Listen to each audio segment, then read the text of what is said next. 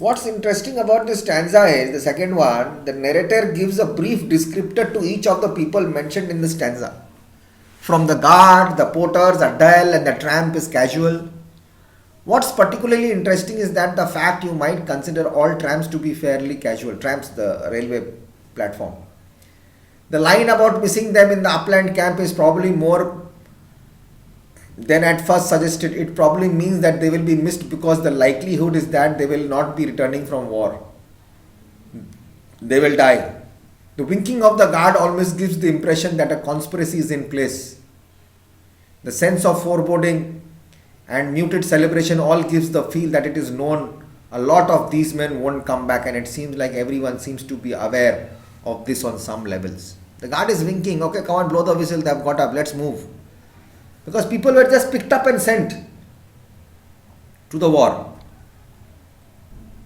When you read the French Revolution, you will come to know the First World War, what happened. The sense of palpable secrecy and brooding darkness grows deeper, the send-off goes on. Here a lamp winks at the guard. They go like wrongs hushed up. Note the reference as well, they were not ours. We never heard to which front these were sent. They don't know where they are going. There is such an air of confusion, such a, poignant feeling of tumult and unmatched chaos.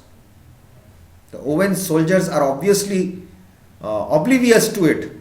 Everyone, even the porter and the train and the lamp, know that they are going in a miserable place, and yet they are powerless to stop their advance. Britain needs defenders, and the young are chosen to defend her. Though it would be more accurate to say that the young volunteered themselves without knowing the full extent of what they would face in the southern France. People want to join, I want to join the army, okay, join, but where you are going to go, you don't know. What's in store for you? So secretly, like wrongs hushed up, they went. They were not ours. We never heard to which front these were sent, nor they, if they yet mock what women meant who gave them flowers. The feeling that there is a conspiracy afoot in front, the phrase hushed up especially, it suggests that nobody wants to talk about the uncomfortable truth that a lot of people die in war. In the second line, the narrator says, they were not ours. This could mean that the troops that have been sent to war were not owned by their country. They are not owned by anybody. It could be a statement to emphasize their humanity, perhaps. Then it continues to refer to the servicemen as if they are faceless. Are the men considered to be less than human? There is an undercurrent in this poem.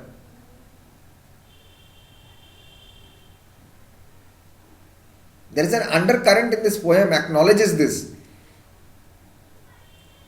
It almost pours scorn on the woman who bequeathed them flowers. The irony of adorning their men with flowers has already been highlighted in the first place in the stanza. But now the narrator chooses to question their motives for doing this. This is probably not the issue. There is a strong suggestion this is meant sarcastically. We have never heard to which front these were sent.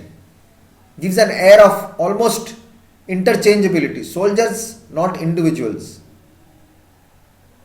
In these poems, but lots of men to be parcelled out to sections of France and forgotten about until they return in either a coffin or with accolades. Got it? Accolades means or with their guns back or with a prize money or something, they'll be given that.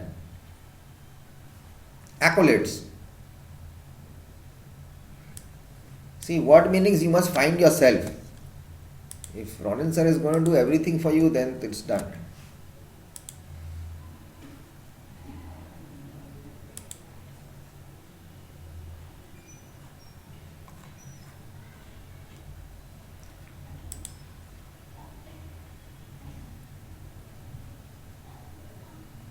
They either come with an accolade in a coffin or with some gifts or prizes or cups that they have fought the war, they have won the war. Now in the fourth stanza, shall they bring to beatings of great bells in wild train loads?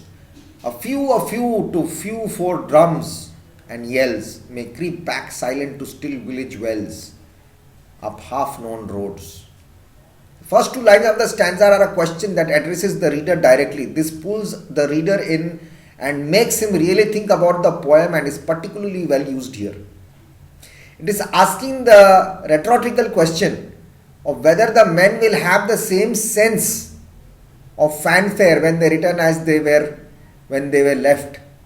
Focusing on the return in this last stanza gives the scent of a nice resemblance of coming full circle, but the scenes upon return bear a stark contrast to the suggested merriment in the first stanza.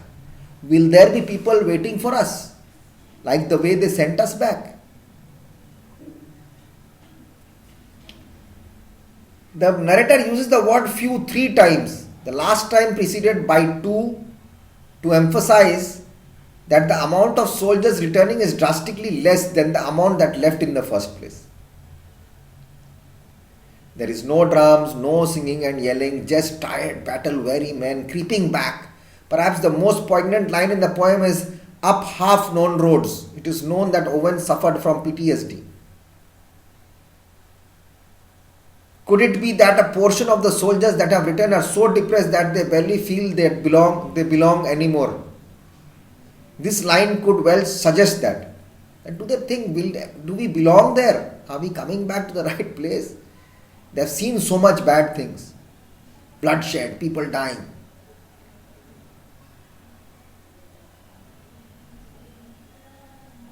He predicts, the narrator is predicting, the poet is predicting that that's too few for drums and yells.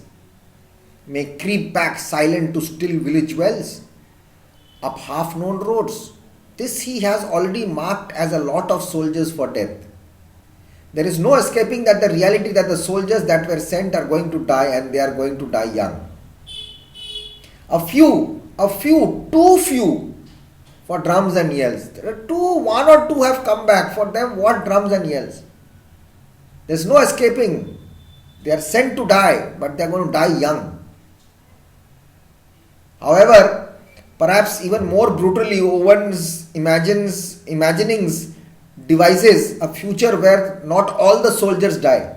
A few return horribly alive to their quiet villages. They are forever marked by what they went through, and thus they are going to be apart from the rest of the society, no matter if they served their country or not. Still village wells implies a deathly calm, a peacefulness that soldiers have forgotten about. Up half-known roads show that they have forgotten even home. The soldiers who return, they do not fully return, but they return in pieces with fragmented minds and dark memories. That is all about the send-off.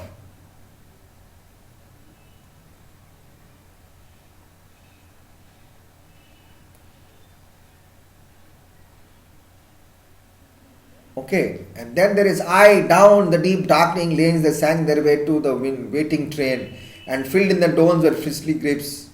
On the face of it, the seminar, the waving people as they go off to war, but this believes that poem's dark undercurrent which suggests that the send-off is actually about death caused by war.